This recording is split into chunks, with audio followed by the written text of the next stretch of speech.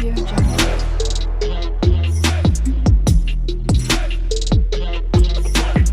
Audio Jungle. ఇక్కడ మీకు ఒక స్పెషల్ రెసిపీ చూపిస్తున్నాను. ఒక చిన్న రెసిపీ.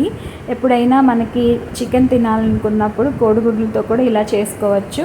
దానికోసం ఒక బౌల్ తీసుకొని ఫస్ట్ ఆయిల్ గ్రీస్ చేసేసుకొని అందులో పచ్చిమిరపకాయలు సన్నగా కట్ చేసుకొని, ఒక ఎర్రగడ్డ సన్నగా కట్ చేసేసుకొని, కొంచెం పసుపు, కొంచెం కారము వేసుకొని, ఒక 3 కోడిగుడ్లు వేసుకొని బాగా గిల కొట్టేసుకొని, ఒక బాణీ తీసుకొని ఒక గ్లాస్ వాటర్ వేసేసుకొని ఈ బౌల్ అందులో పెట్టేసి ఒక 10 నిమిషాలు లేదా ఒక 15 నిమిషాలు సిమ్లో పెట్టేశామంటే కోడిగుడ్డు ఆ విధంగా ఉడికిపోతుందన్నమాట.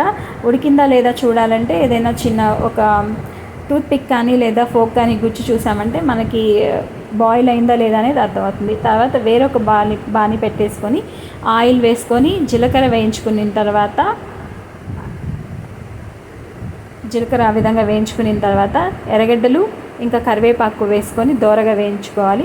ఎర్రగడ్డలు ఒక 60% వేగిన తర్వాత అందులో చికెన్ మసాలా పౌడరు, ఇంకా గరం మసాలా పౌడరు, మీకు నచ్చితే అల్లం వెల్లుల్లి పేస్ట్ కూడా వేసుకోవచ్చు. ఇక్కడ నేనైతే వేయటం లేదు.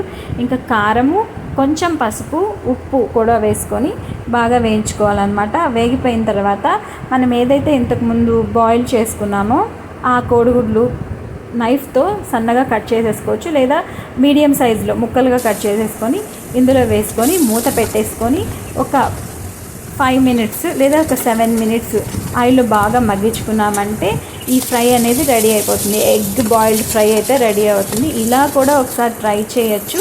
టేస్ట్ అయితే బాగుంటుంది. రసం ఉంటే అందులోకి తిన్నారంటే చాలా బాగుంటుంది. ఒకసారి ట్రై చేయండి.